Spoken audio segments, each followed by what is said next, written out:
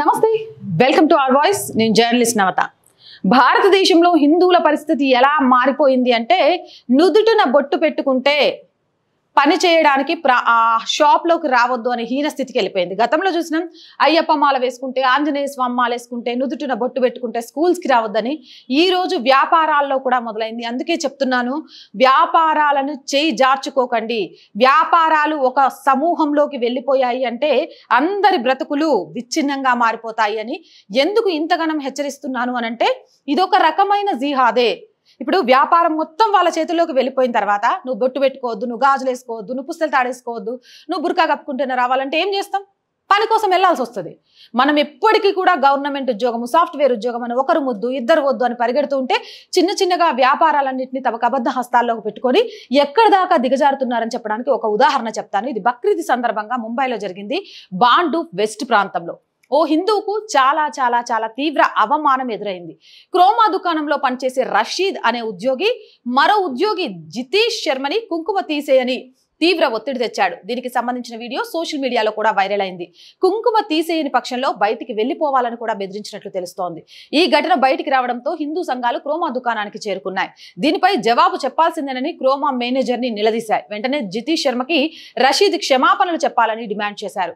అంతేకాకుండా రషీద్ అనే ఉద్యోగి ప్రవర్తన బాగోలేదని వెంటనే అతనిపై చర్యలు తీసుకోవాలని కూడా డిమాండ్ చేశారు. ఈ సమయంలో క్రోమా దుకాణ యాజమాన్యానికి హిందూ సంఘాలకు తీవ్ర వాగ్వాదం జరిగింది.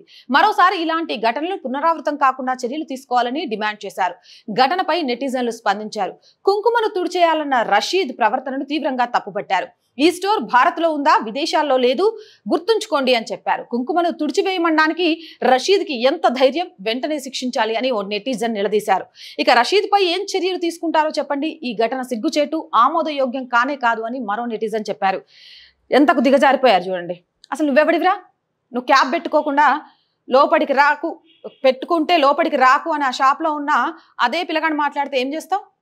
నీకు జన్మ హక్కా? మాకు బొట్టు పెట్టుకోవడం జన్మ హక్కు కాదా? ఒక్కొక్కళ్ళకి ఇలాంటివి మాట్లాడకుండా ఉంటారు. ఏమనుకుంటారు అసలు హిందువులు అంటే? చాతగానోళ్ళు బొట్టు దుడిపేయమనగానే బొట్టు దుడుపుకుంటాడు, కొంగు నెత్తినేసుకోమనగానే వేసుకుంటారు, హిజాబ్ ధరించమనగానే ధరిస్తాడు, లేకపోతే క్యాబ్ పెట్టుకొని రంజాన్ రాగానే కౌగిలించుకోమంటే కౌగిలించుకుంటాడు. మీరు బిర్యానీ చేసేటోళ్ళకి వస్తారు కాబట్టి మార్చేద్దాం అనుకుంటున్నారా? ఒక్కసారి ఎదురు దిగితే ఎలా ఉంటుందో చూడండి. హిందువులు నేర్చుకోండి, ఎక్కడి దాకా వెళ్ళిపోయిందో దుస్థితి. స్కూల్స్లో ఎలాగో పూర్తిగా స్వేచ్ఛ కోల్పోయాను. బొట్టు పెట్టుకోవద్దు, చెవులకు పెట్టుకోవద్దు, పూలు పెట్టుకోవద్దు, గాజులు పెట్టుకోవద్దు, ఇలాంటివి ఏమీ లేకుండా భర్త చనిపోయిన తర్వాత ఒక స్త్రీ ఎలా ఉంటుందో ఇప్పుడు స్కూల్లో అలానే ఉంటే పిల్లల్ని పంపించండి అనే దుస్థితికి వెళ్ళిపోయాం. అక్కడ ఏం చేయలేకపోతున్నాం. ఒక్కొక్కరే ఒక్కొక్క కారణాలు. అలాంటి స్కూల్స్ని హిందువులంతా బైకాట్ చేయాలంటే ఫీజులు తక్కువ, ఇంటికి దగ్గర ఉంది, లేకపోతే మేము స్తోమత లేకుండా ఉన్నాం అందుకే అని కారణాలు చెప్పి అలాంటి స్కూల్స్కే పంపించి అలా పిల్లల్ని తయారు చేయడానికి కూడా సిద్ధమవుతారు. ఈ రోజు వ్యాపార రంగంలో కూడా ఈ ముఖ తయారైపోయింది. బొట్టు పెట్టుకుంటే రావద్దట, నా కొడుకుని చెంప వగలగొట్టాలి. నువ్వెవడిరా నా బొట్టు గురించి మాట్లాడడానికి? మాట్లాడినామంటే అదే సింధూరం తీసుకొచ్చి నీ నుదుటిన పెడతా, ఏం చేస్తావో చేసుకోపో అని వార్నింగ్లు ఇవ్వాలి. ఆ ధైర్యం తెచ్చుకున్న రోజే హిందువులు భారతదేశంలో బ్రతకగలుగుతారు. మళ్ళీ చెప్తున్నా, ఈ దేశంలో మైనారిటీలు హిందువులే. బ్రతుకు జీవుడా అంటూ బ్రతుకుతుంది హిందువులే. వాళ్ళ బ్రతుకు తలరాతల్ని మార్చుకోవాల్సింది హిందువులే. అవునంటారా కాదంటారా? మీ అభిప్రాయం ఏంటి? కామెంట్ సెక్షన్లో పెట్టేయండి. మోర్ వీడియోస్ కోసం ఛానల్ని వెంటనే సబ్స్క్రైబ్ చేయండి. చాలా మంది వీడియోస్ చూస్తున్నారు బట్ సబ్స్క్రైబ్ చేయడం మర్చిపోతున్నారు. Please subscribe our channel. మీరు చేసే ఒక్కొక్క సబ్స్క్రిప్షన్ కూడా ఛానల్ యొక్క బలాన్ని మరింతగా పెంచుతుంది.